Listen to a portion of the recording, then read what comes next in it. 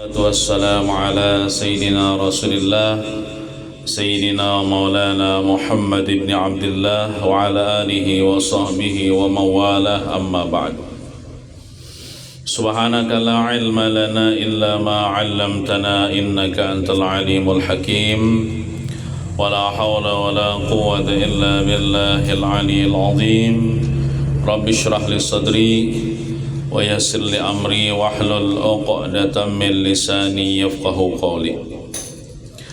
Alhamdulillah, kita bersyukur kepada Allah yang telah memberikan nikmat, taufik dan hidayah serta inayah sehingga dapatlah kita kembali hadir di tempat ini untuk sama-sama kita membaca Maulid Nabi serta mempelajari akan ilmu agama. Mudah-mudahan kegiatan kita ini selalu istiqomah dan diberkahi oleh Allah Subhanahu wa taala. Amin ya rabbal alamin. Salawat dan salam tak lupa kita haturkan kehadiran junjungan kita Nabi besar Muhammad sallallahu alaihi wasallam.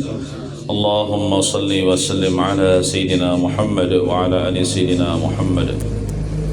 Kita doakan semoga tuan rumah sekeluarga selalu diberikan kesehatan afiat, panjang umur dalam taat beribadah kepada Allah, dimurahkan segala urusan, dimurahkan rezeki yang halal, diberikan keberkahan, keselamatan, kebahagiaan dunia wal akhirah. Dan kita yang mendoakannya mudah-mudahan seperti itu juga. Amin ya rabbal alamin. Halaman 73. Bismillahirrahmanirrahim. Qala al-muallif hafizahullah ta'ala wa nafa'na bihi wa bi jami' ulumihi fid darain amin. Rukun ketujuh daripada rukun sembahyang yakni sujud. Sujud adalah meletakkan anggota tujuh pada tempat sujud. Tempat sujud itu yaitu bumi atau lantai. Jadi waktu kita sujud wajib kita meletakkan anggota yang tujuh ke lantai. Apa anggota tujuh tersebut? Nah, anggota tujuh itu adalah yang pertama dahi. Nah, dahi ini bagi laki-laki dan bagi perempuan wajib terbuka alias jangan tertutup apapun. Nah, wajib terbuka dahi ini. Jadi dahi ini disujudkan kita. Nah, kemudian yang kedua, anggota yang kita bawa sujud, kedua telapak tangan. Kedua telapak tangan ini sunat bagi laki-laki dan bagi perempuan sunat terbuka. Maksud terbuka itu sunat kada pakai kaos tangan. Berarti lamun pakai kaos tangan itu kan tertutup, makruh. Sunatnya terbuka dua telapak tangan ini. Nah, itu dua telapak tangan itu disujudkan juga. Kemudian yang anggota yang berikutnya, kedua lutut, kedua lintuhut ini bagi laki-laki dan bagi perempuan wajib tertutup karena itu termasuk aurat. Nah, cuman kedua lintuhut ini kita andap juga di lantai, artinya empat juanya sujud. Kemudian dan kedua kaki. Kedua kaki ini maksudnya adalah perut, jari-jari kaki, gitu. Perut, jari-jari kaki itu nang disujudkan. Nah, kalau kaki ini kan laki-laki sunat dibuka. Artinya bila kita lelakian nih bakaus batis makruh sembahyang bakaus batis karena tertutup tapi sah hajatah. Tapi kalau perempuan wajib ditutup kedua kaki ini karena itu termasuk aurat bagi para perempuan. Nah, kedua kaki Sebenarnya kalau perempuan itu kada cuma di dalam sembahyang aja pang ditutupi betisnya. Di luar sembahyang maksudnya ketika berjalanan itu bebinian tuh bagusnya memakai pakaian tuh panjangi sampai menutupi kakinya. Ibarat tang baju jubah itu kan ada tapair bebinian nih lah. Atau misalnya kaos batis, nah tertutup juga tuh. Nah, kalau lalakian malah sunnahnya di atas mata kaki, di atas buku lali, bila batapi atau bahasa lawar sunnahnya deh. Kalau dalam sembahyang lalakian itu sunat dibuka kedua kakinya, kalau bebinian wajib ditutup. Cuman cara meletakkannya sama, yaitu nang disujudkan itu perut jari-jari kaki. Nah kayak itu. Inilah rukun sholat yang paling afdal. Jadi sujud ini adalah rukun sembahyang yang paling afdal di antara rukun-rukun yang lain. Kayak Fatihah, berdiri betul, ruku', i'tidal. Nah sujud ini yang paling afdal. Kenapa? Karena afdal itu tadi banyak pahalanya lah. Arti afdal itu aksaru sawaban, banyak pahalanya. Kenapa jadi afdal sujud ini? Paling afdal rukun salat karena kita waktu sujud itu nampak sifat kehambaan seorang hamba terhadap Allah Ta'ala. Karena waktu sujud itu kan kita rela, kita hakun meletakkan kupala gitu nih. Kupala ini kan ibaratnya dianggap anggota yang paling mulia lah kupala ini. Ya kalau hakun ma'andak kupala atau dahi kita nih serendah-rendahnya ke lantai, ke bumi. Itu kan kita nih menunjukkan kita nih hina benar di hadapan Tuhan, dan kita menghinakan diri kita di hadapan Tuhan. Karena hakikat hamba itu secara pokoknya lah, sifat hamba itu, hakikat sifat hamba itu ada 4 lah. Yang pertama kita nih hamba Allah. Yang pertama hina, kita nih hina, hamba tuh hina. Makanya kita nih hakun menghinakan diri kita tapi kepada Allah, hakun sujud, hakun sembahyang. Nah kayak itu hina kita nih. Kemudian sifat hamba itu lemah kita nih di hadapan Allah Subhanahu wa Ta'ala. Makanya kita rancak membaca la haula wala quwata illa billah. Tidak ada daya, tidak ada kekuatan kecuali dengan pertolongan Allah. Kemudian hakikat hamba ini fakir. Kita ini fakir tadi bang, ada bisi apa-apa, berhajat kepada Allah Subhanahu wa Ta'ala. Nah jangan kita ini merasa sugih ya, kalau kita ini ampun diri kita ampun Tuhan, apalagi duit ampun Tuhan juga. Kemudian yang keempat, hakikat sifat hamba itu jahil. Kita ini jahil berataan hakikatnya. Yang alim itu Allah Subhanahu wa Ta'ala.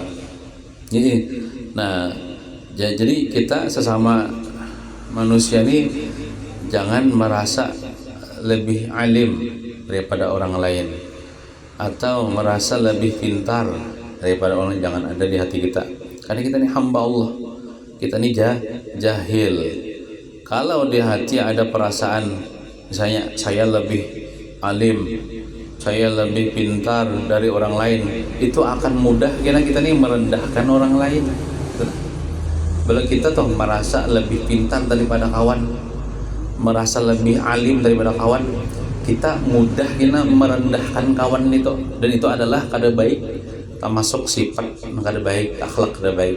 Nah nang baik itu apa? Nang baik itu ini anulah, kita sambil belajar akhlak lah, sambil belajar apa namanya sifat yang di hati kita deh. Nah belajar adab nih, sambil belajar adab ya kalau. Nah jadi ujar ulama kita Bahari, ulama salafus saleh, ketinggian derajat itu bukan terletak pada banyaknya bisi ilmu kata, Kadang orang tuh alim benar, derajatnya tinggi kada. Jadi ketinggian derajat di sisi Allah itu terletak pada apa? Adabnya luar biasa. Bila adabnya, akhlaknya luar biasa nih kepada Allah, adab akhlak kepada hamba-hamba Allah.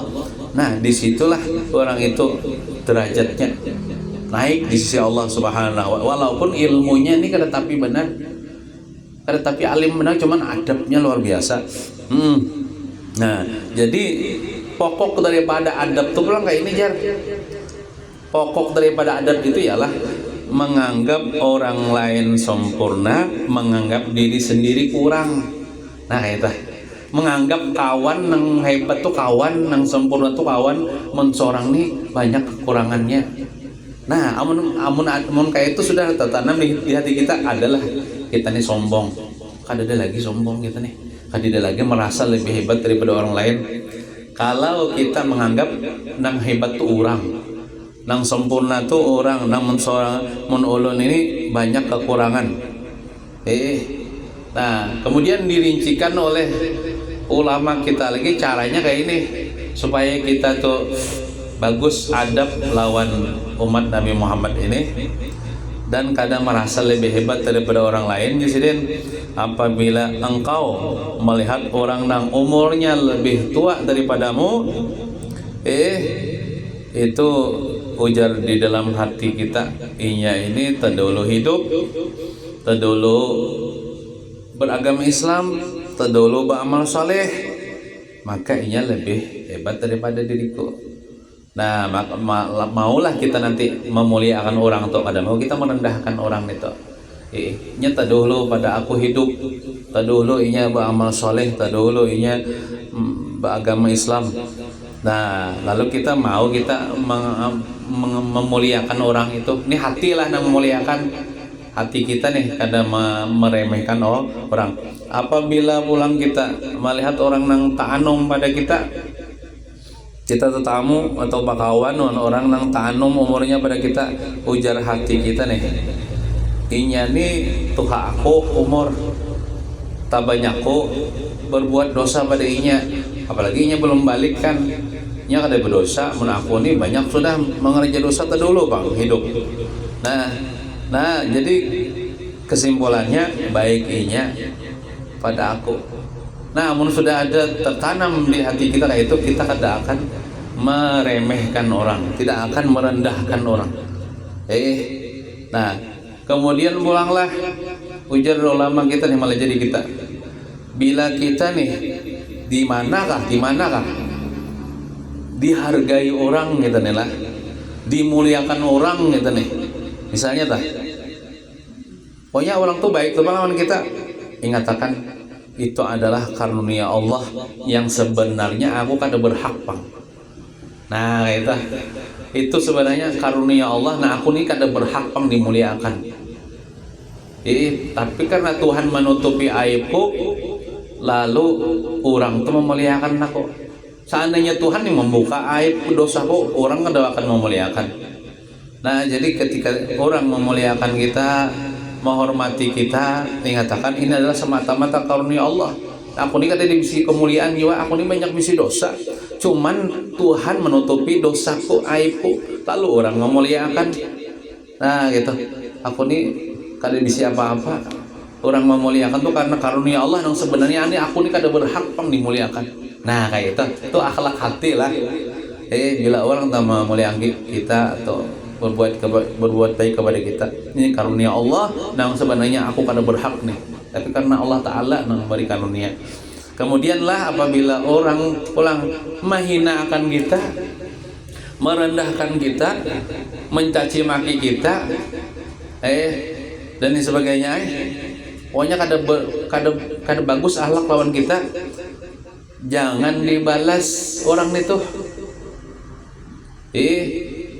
Diam aja, jangan dibalas, tapi kita pandiri diri kita, ujar kita, mungkin ini wahai diriku sebab aku pernah berbuat dosa, lalu Tuhan menghukum aku dengan cara manusia menghina aku. Nah itu kan berarti kada menyalahkan Allah, kada menyalahkan orang. Misalnya kita disambati orang, dihina orang, dicaci maki orang, yang pertama dulu jangan dibalas, kemudian jangan menyalahkan orang itu, apalagi menyalahkan Allah Ta'ala, jangan. Jadi kita mungkin aku ada berbuat dosa, nyatain kita nih bisa ada berbuat dosa apakah? Dosa nang menjawabi kuitan kah, misalnya marangot wan kuitan kah, bisa kan dosa juga. Dosa sembahyang kah telat banyak lalu Tuhan hendak menghukumku nih dengan cara Tuhan menggerakkan orang tuh untuk menghina kita supaya kita kada lagi dihukum di akhirat.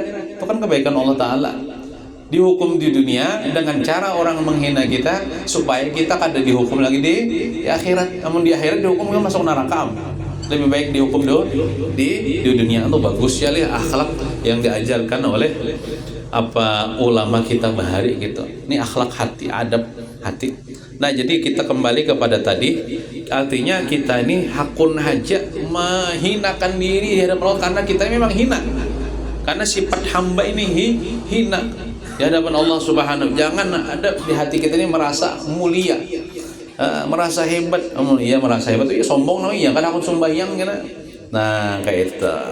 Jadi sujud itu yang paling afdal jar. Makanya kan orang yang paling dekat jar dengan Allah itu ketikanya sujud.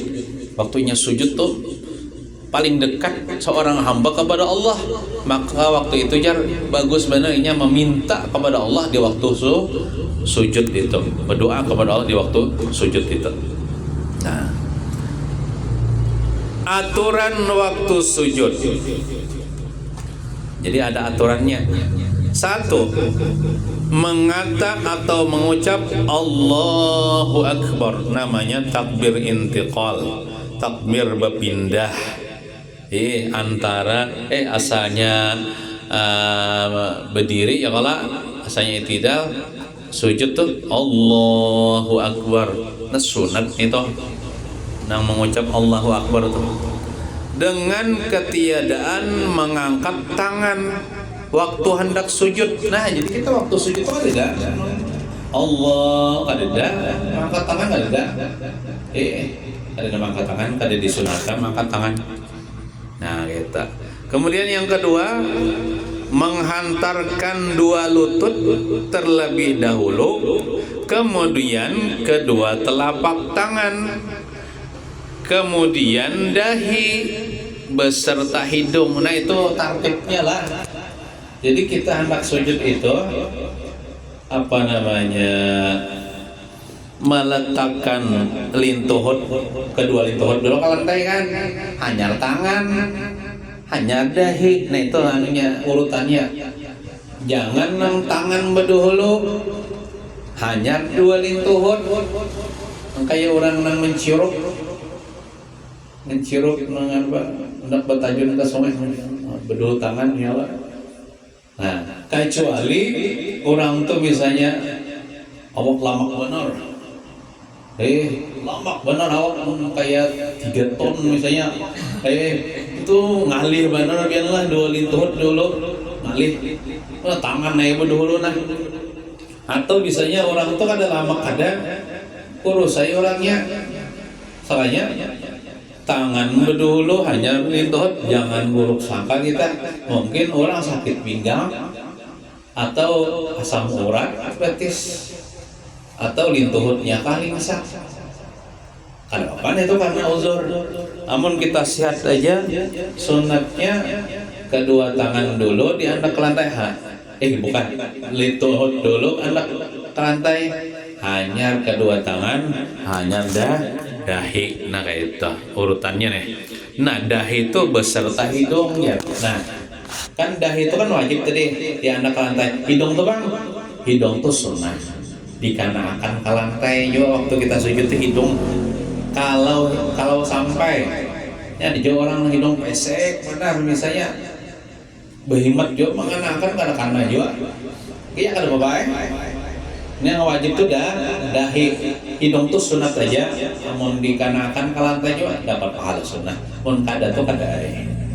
Nah, kemudian Yang ketiga, ulang, semua jari-jari tangan menghadap kiblat. Nah, jadi kita waktu sujud itu, nah jari tangan kita kayak ini kan menghadap kiblat, caranya cuma saya kiblat situ. Amunnya kayak ini, nah kalau menghadap kiblat kan paling gini, nah menghadap kiblat, nah paling menjadi tengah aja, nah menghadap kiblat gini mana? Ke Abu Dhabi, misalnya ke Qatar, ke Malaysia. Nah jadi sabarataan menghadap kiblat berarti waktu kita mengangkat tangan waktu sujud itu dirapatakan kedua tangan kita nih supaya sabarataannya menghadap kiblat. Nah itu jadi kita belajar ini sudah tahu sunatnya ya Allah, kayak itu keadaan kayak ini keadaan. Nah sunatnya kayak itu.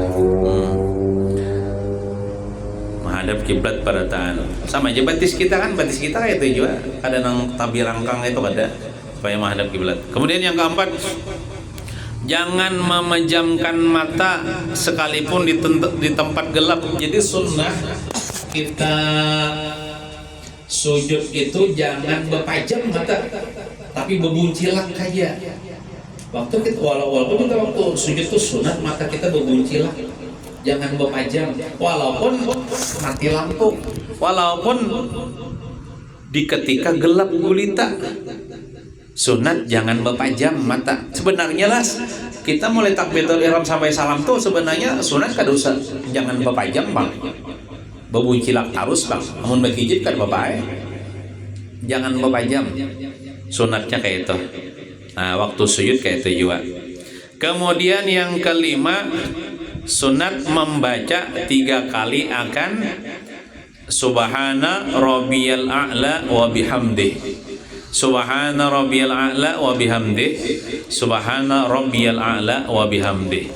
Nah itu bacaan sujud hafal aja lah. Mengada hafalilah. Subhana Rabbiyal A'la wa bihamdih, yang artinya itulah Maha Suci Rabbi Tuhanku, Rabbiyal A'la yang maha tinggi, wa bihamdihi dan dengan memujinya. Nah, kalau di dalam riwayat hadis yang kita baca sebelumnya itu padilat sujud ini apa ya? Nah, sebutkanlah tadi dari situlah ini keterangan di lain.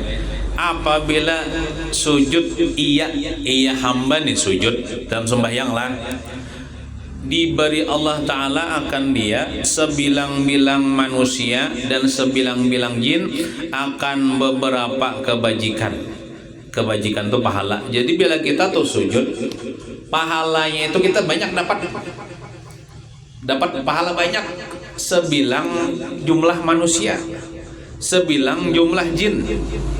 Nah kita kan tahu jumlah manusia itu mulai Nabi Adam sampai hari kiamat itu kita kada tahu jumlahnya banyak benar toh.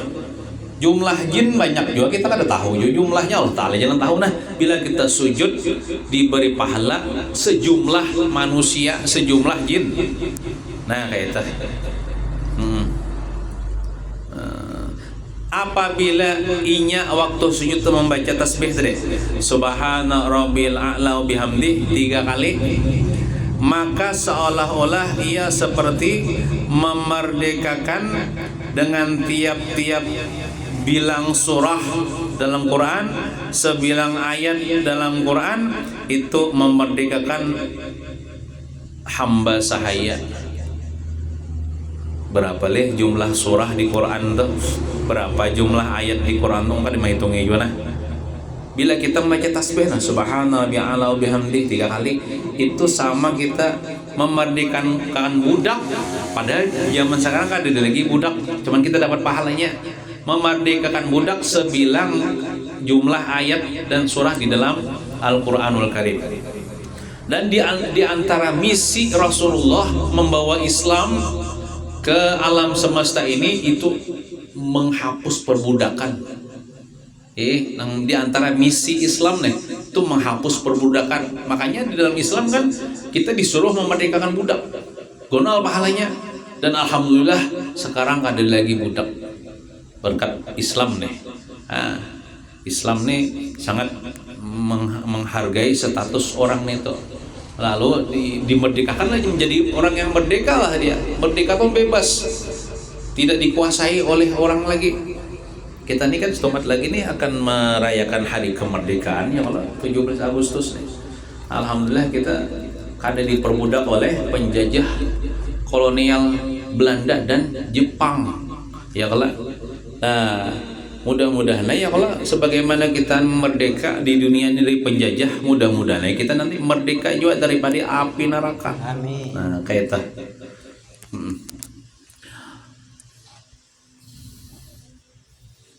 Kemudian lagi syarat sujud. Nah kalau tadi kan aturan sujud itu maksudnya lah nang sunah-sunahnya lah. Aturan sujud itu nang sunah-sunahnya. Artinya bila digawi dapat pahala. Namun kada digawi ya kada apa-apa. Contohnya tadi kan mengata Allahu Akbar, misalnya orang sujud kada mengata Allahu Akbar kada apa-apa. Atau tadi misalnya inya berdahulu tangan hanya lutut misalnya, seharusnya kan melutut berdahulu. Ini tangan berdulu hanya lutut, ya kada apa-apa kada batal kada sembahyangnya, cuma kada manggawi sunnah.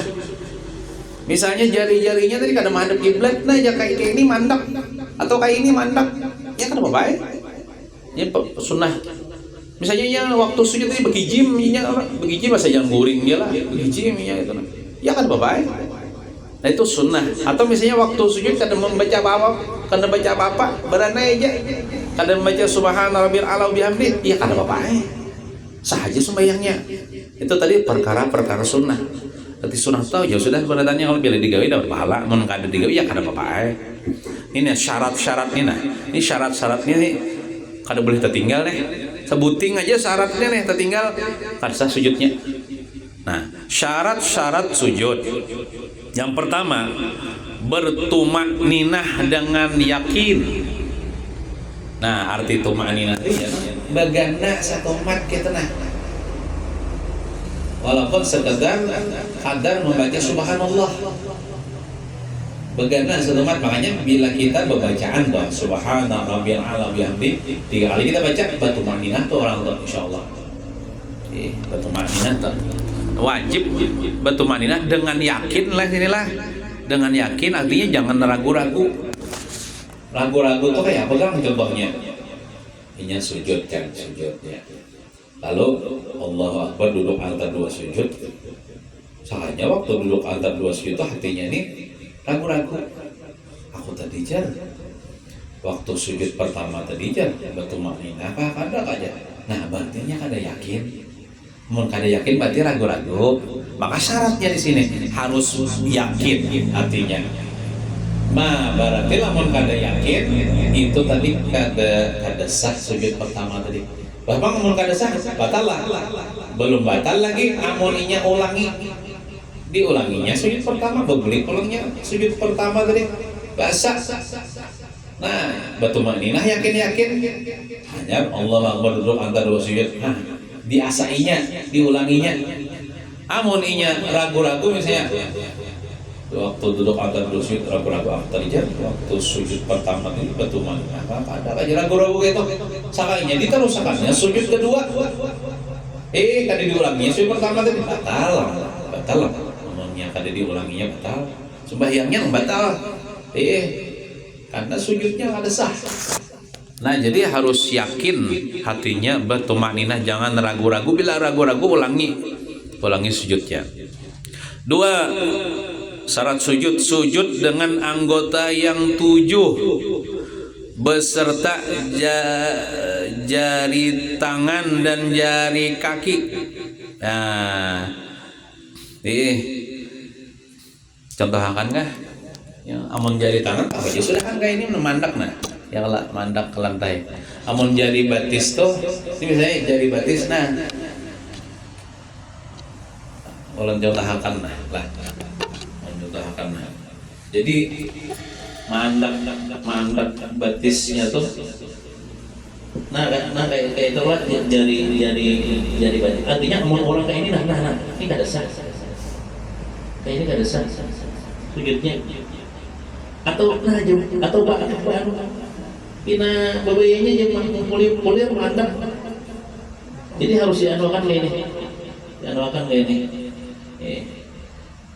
Harus dianuakan ke lantai. Ini jari-jarinya nih perut, jari, kaki ini dan walaupun misalnya lah ada seberataan, maksud ada seberataan nanti ini kan handap pulung ini kadang-kadang kata umpatnya sujud kada apa ini sudah diwakili oleh ini sudah diwakili ini walaupun ini kata umpat misalnya karena handap data umpatnya nah jadi yang kayak inilah jadi ini disujudkan apa ibu-ibu jari kaki nih.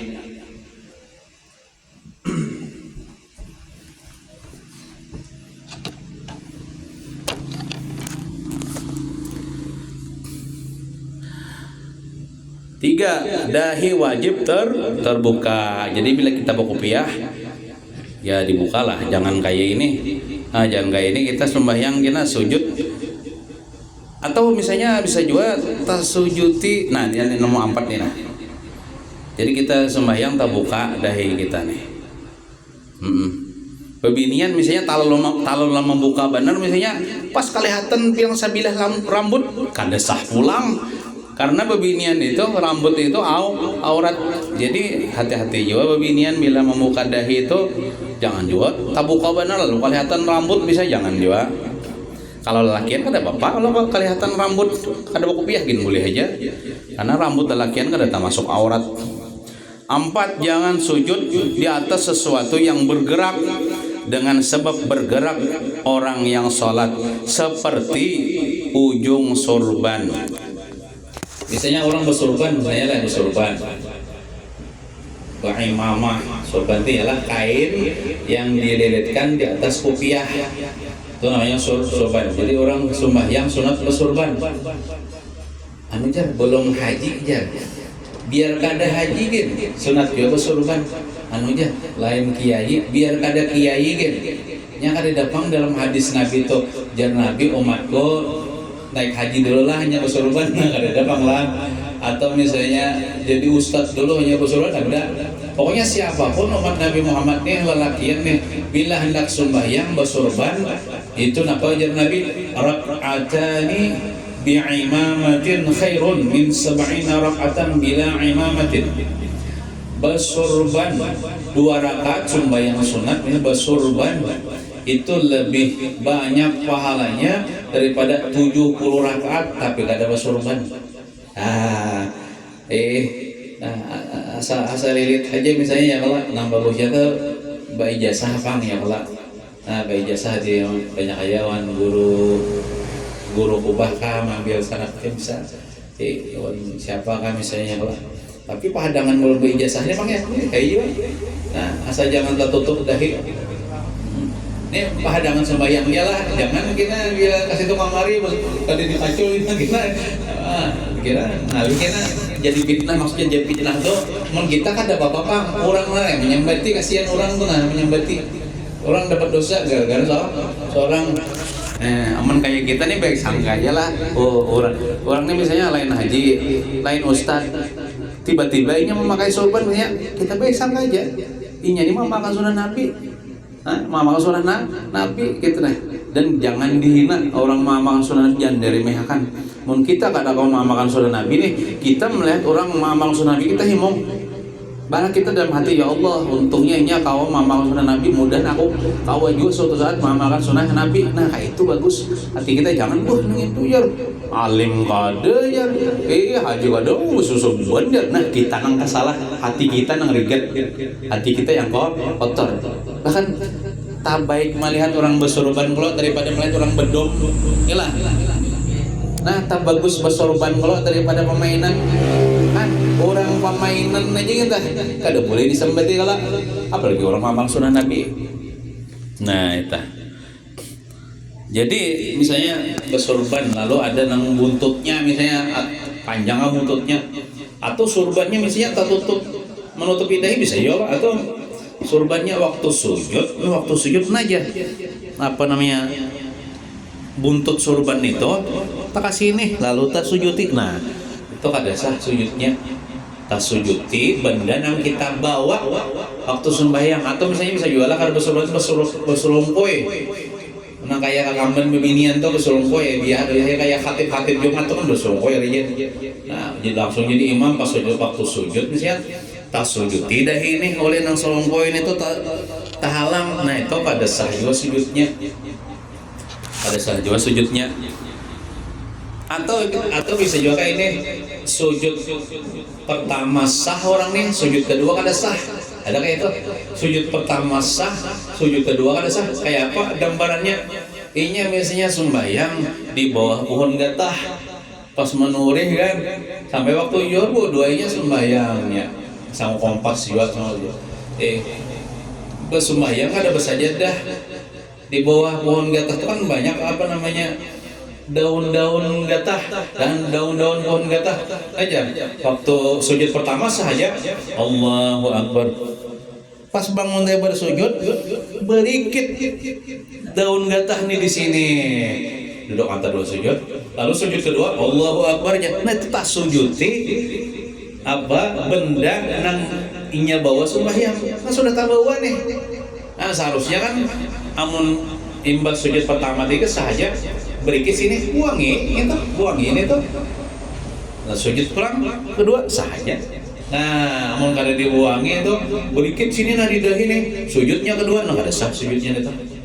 Itu sujud pertama sah, sujud kedua kada sah. Nah itu contoh gambarannya kayak tak. Lengan baju, nah bisa juga lengan baju ini tangannya bisa terlalu lebar misalnya, nah kayak warna kungfu bahari, zaman nang misteri ular putih kan bahari ada kayak gitu, tahu jangan buahnya ini yang kita tahun itu sudah ada ya Allah, film-film Cina tangannya panjang nih, tangan bajunya nih, oh mis tangan baju panjang lalu tersujuti tangan baju, nah itu kada sah juga sujudnya. Atau mau kena, nah ini contohnya mau kena tuh pun beginian lah. Nah cara beginian dia jelas di belakangnya. Jadi bagusnya lah, ini sebagai anjuran aja bang. Nang bagusnya buat beginian ini mau kena tuh memakai jangan nang bepagetan. Nya ada nang bepanggilan biar nang saparo ini ke sini, batu beindrok. Tak ada nih tuh. Ada sahli yang gitu, sahai, cuman hati-hati ya. Hati-hati tuh kayak ini. Kalau beginian memakai mukena nang bepanggalan itu, beindrok ya lah. Batu ada nang kayak jilbabnya nih. Panjang bang jilbabnya sampai ke sini menutupi juga. Itu khawatirnya kalau inya waktu takbiratul ihram itu mengangkat kedua tangan mulak. Amun kada balapisan tangan panjang kelihatan auratnya. Amunnya inya bertangan handap aja nih baju nih, lalu memakai mukana nang bagian atas itu, lalu waktu takbir kan angkat tangan Allah, nah tak angkat dulu tak buka aurat pada saat sembahyang, kata sembahyang tak buka aurat. Itu yang pertama. Yang kedua waktu sujudnya, nah nyekat bepanggilan, nah kayak itu tak sujuti ya. Nah bagian atasnya tuh, tak dulu mukanya gugur, hanya dahi pas tajud tak sujuti, dahi tak sujuti mukanya ada nang tempat sujud lagi. Nah bisa juga itu pada saat sujudnya. Jadi nang bagusnya tuh, nukang mukanya nang sa estilan aja, nah saanuan, sepanjangan, sebutingan gitu nah. Nah banyak aja orang jualan ya lah, nah hendak abang hijau kuning kelabu kan, kesal aja warnanya, Nah, kemudian kan ada yang bukan atau nang bagus nang di sini nang batali jadi ala supaya ada taulur, amun taulur ya nang baru taulur nah kalian kan aurat babinian tuh apa nang seluruh tubuhnya ditutupi kecuali wajah ya Allah, wajah dan kedua telapak tangan ingat sini nih ya Allah. Nah ini boleh terbuka, ini boleh terbuka di sini udah boleh terbuka, karena jadi kayak ini nah ya Allah. Amun sampai kayak ini terbuka sudah ini batal. Nah kemudian caranya, tapi selalu sampaikan juga bangun ibu-ibu pengajian tuh. Nah pengajian nih terus saja kalau ini tahu juga yang mengadakan lagi ini kan, kalau mama kamu mengadakan bila memuruk mau kena, ini nah pembinian nih. Kayak itu kaminya nang di muka nang ini nih. Nah ini tertutup di bawah dagu ini tertutup. Bila babinian kayak ini nah ngorok bukan nah di sini terbuka, itu terbuka aurat. Di bawah dagu ini aurat. Jadi apik-apik pebinian mau kena ya Allah. Nang ini nang tak bukan nah kayak di ujung dagu ini nah di sini aurat nih, jangan terbuka, jangan kayak ini mau kena. Nah kita bisa bini kan, lihat ya bini kita anak ini belum bini ya Allah, kenapa dah kan nggak bini. Nah itu. Kemudian yang kelima, syaratnya pinggang lebih tinggi dari kepala dan bahu. Coba perhatikan bila kita sujud tuh, tak tinggi burit pula pada kepala dan bahu. Nah kayak kalau kita sujud ini kepala nih, ini bahu nih, ini anu kita pinggul kita burit kita. Kalau kita sujud tuh, kadang mau sujud tuh sama ini nah kepala nih tingginya sama lawan bokong. Kenapa? Sujudnya di atas bantal. Misalnya ini indah benar sujud di lantai sakit ya. Lalu bantal dua butik pulang bantalnya apalagi. Nah itu kan ada sahab. Jadi syaratnya tuh bila sujud tuh posisinya kepala tuh tarandah pada burit kita. Kayak itu. Atau misalnya orang itu sembahyang di atas tangga masjid, misalnya ada masjid itu bertangga. Sekalinya batisnya misalnya di tangga bawah, pas sujud di tangga atas simbol. Kada taran tinggi kepalanya pada, nah itu kada sah sujudnya itu, tidak cukup syarat. Kemudian yang keenam, mengenai dahi akan tempat sujud dengan berat kepala sekalipun sujud di atas tilam. Maksudnya tuh ini, bila kita sujud itu bila kepala nih kita sujudkanlah, itu jangan bebayanya jangan mandak begatok. Nah saat begatoknya jangan harus ditikin sedikit. Kan kepala kita nih kan beratnya berapa on ya? Separapat lah kira-kira. Ya anggaplah setengah kilo lah kepala kita nih. Seandainya tuh kita lah sujud di atas timbangan tuh lah nomornya ada setengah kilo. Artinya memang kita andak bujur kepala tuh kadang bebayanya di andak asa tegetok aja. Ya hati-hati timbangan tuh bisa ada hasil nomornya. Tapi kalau kita tikin sedikit, ibaratnya tuh bila kita tuh lah sujud di atas kapas, itu kapas tuh agak apa namanya tepinyok lah tikin rasanya kapasnya tuh seini, nah jadi seini mengecil. Kenapa? Ada tekanan di kepala kita, ditekan kepala tuh sedikit, jangan jauh lah ditikin mana, jangan jauh. Apalagi sambil dia gusukan pas ini hitam supaya anu tanda ahli sujud ya. Nah itu pulang. Nah jadi kita sujud itu jangan bebayanya aja nambah gatuknya, andak bujur-bujur kepala kita, tikin sedikit. Misalnya kita di atas kapas tuh agak tertekan, bahalus kapasnya tuh. Itu syarat sujud. Nah itulah. Mungkin itu saja yang dapat kita baca. Mudah-mudahan menambah ilmu pengetahuan agama kita, dan mudah-mudahan kita kaum mengamalkan waktu kita sembahyang, dan mudah-mudahan sembahyang kita diterima Allah Subhanahu wa taala. Amin ya rabbal alamin. Sallallahu ala sayyidina Muhammadin wa ala alihi wasallam. Walhamdulillahirabbil alamin.